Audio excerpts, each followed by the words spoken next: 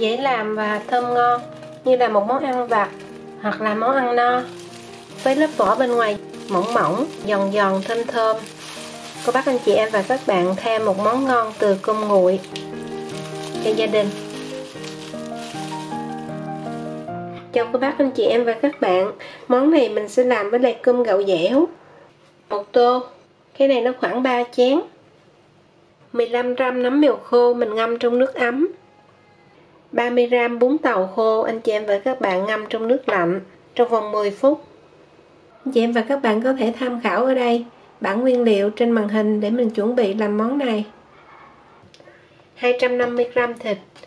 Mình cho đây là 1 muỗng cà phê bột nêm gà, 1 muỗng cà phê đường, một chút xí muối và 1 muỗng nước mắm, xíu tiêu, 5 gram hành tím, xíu tỏi, xay chung. Anh chị em và các bạn không có máy thì mình bằm cũng được luôn. Nhớ làm cái thịt có nạc có mỡ, nhân nó mới không có bị khô.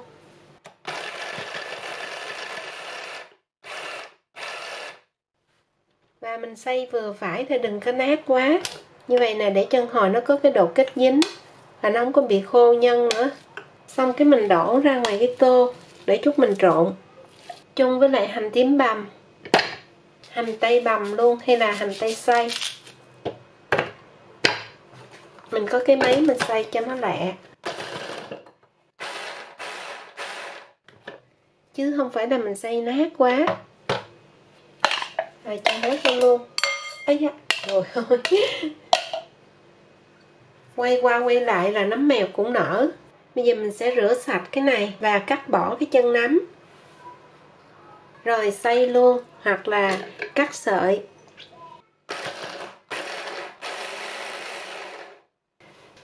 Mình không cần xay nhuyễn lắm, chỉ vừa như vậy thôi cho nó giòn. Nãy giờ cái gì cũng xay hết. Có một cái bắt buộc phải cắt, đó là hành lá.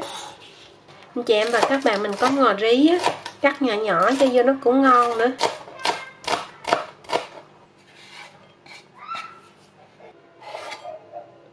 Ớt luôn. 1 muỗng cà phê nước mắm. Thêm nửa muỗng cà phê đường. 1/3 muỗng cà phê bột nêm. Mình lấy tay bóp cho nó kết dính đó. Sau khi mình lấy tay đụng vô thấy mềm, mình đổ ra rổ cho ráo nước. Rồi mình lấy kéo cắt những cái đoạn ngắn ngắn, khoảng 1 cm hoặc là 2 cm là tối đa, để cái bún tàu này chút nữa nó hút nước. Đồng thời cái nhân nó không có bị khô. Rồi nhớ cho tiêu nhiều nhiều. Nếu nhà con nít thì cho ít thôi. Rồi cái mình trộn thiệt là đều lên luôn. Rồi sau đó mình đi làm nóng cơm, gói bánh và chiên luôn, nhanh lắm. Cơm này nó nguội, bây giờ mình làm lại cho nóng. Mình đậy lại nè, mình nấu trong lò vi sóng 2 phút 30 giây. Mở cái này phải thật cẩn thận này, phỏng tay đó. Cho ra đây luôn. Nó đang nóng hổi.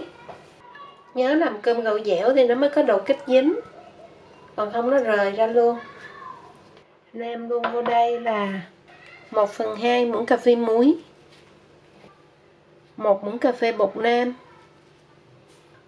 gà đó, tỏi lúc nãy.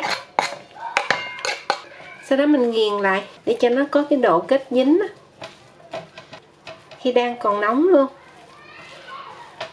Mình thoa dầu ăn lên mâm hoặc là trải một cái lớp ni lông folie lên. Làm như vậy để chút xíu nó không có bị dính. Mình cho dầu ăn. Rồi mình cũng bôi luôn cái tay của mình luôn. Sau đó cơm anh chị em và các bạn có thể nắm lại một lần nữa cho nó có cái độ dính dính á. Bây giờ nó cũng còn hơi nóng nóng á. Ây da, nóng á. Nhưng mà mình phải nhồi. Nếu không thôi đừng hồi nó không có dính. cho nó dính dính lại với nhau. Mình sẽ lấy một chút xíu cơm, khoảng bằng một cái viên vậy đó. Và tùy theo mình thích làm cái bánh lớn hay nhỏ. Sau khi mình nắm lại xong, chị em và các bạn vo tròn nó lại. Và lấy cái tay mình ấn nó ra, hoặc là để xuống mặt bàn, ép cho dẹp ra. Sau đó mình lấy cái ni lông ở đây, mình quật lên, ép nó ra. Hoặc là lấy cái này, cán ra cho mỏng. Khi cán, anh chị em và các bạn ép nó xuống cho nó dính lại với nhau đó, để chút nữa nó không có bị rớt ra, cũng như là nó không có bị lủng. Khi nó lủng là cái nhân nó lòi ra ngoài, chút mình chiên bị cháy.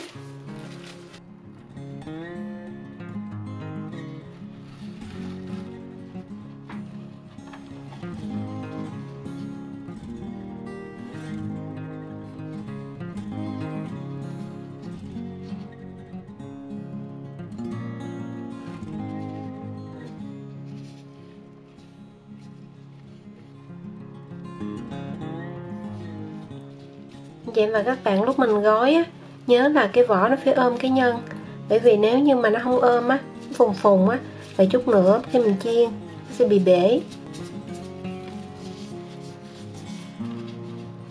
Cái này dễ làm lắm, nhưng mà chỉ có cái lúc mình gói này nó hơi lâu, do là nó không có cái độ dẻo của cơm á, khó gói hơn là nếp. Vậy mình cũng có thể làm với nếp được luôn.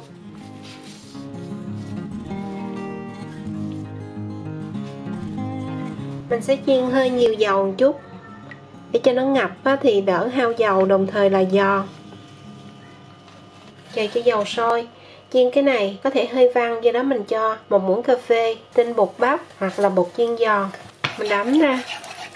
Như vậy thì nó mới không có bị văng, đồng thời nó còn giòn nữa. Chiên lửa lớn. Cái chảo của mình chảo dày thì mình chiên lửa lớn, còn chảo mỏng anh chị em và các bạn để lửa trung bình. Thấy á, để xa xa để không thôi nó dính. Rồi chờ chín khi nào nó nâu vàng một mặt thì lúc đó mình lật lại. Rồi lật lại nè.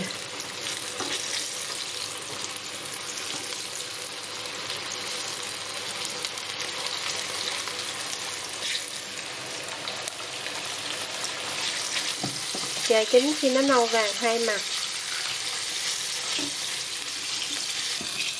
Và sau đó mình mới vớt ra để đứng lên cho nó chảy dầu.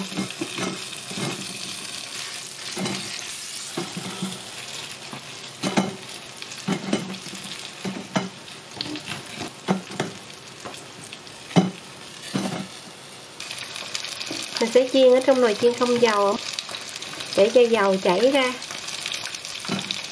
Chị em nào không có nồi chiên không dầu thì mình chiên luôn cho vàng nha. Đây mình cho 5 phút trong nồi chiên không dầu ở 180 độ C, tức là 356 độ F. Mình nên cho ra cái rổ, chờ cho nguội.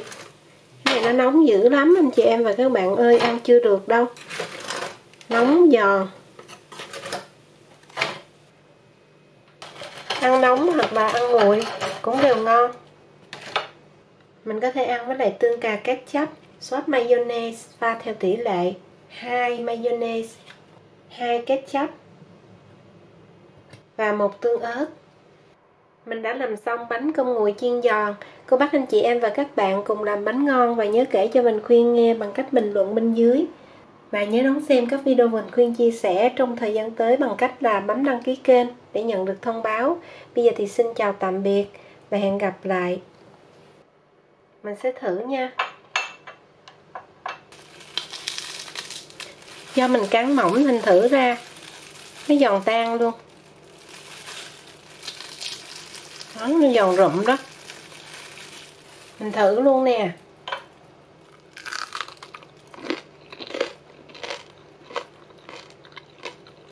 Ăn ngon như là cơm cháy.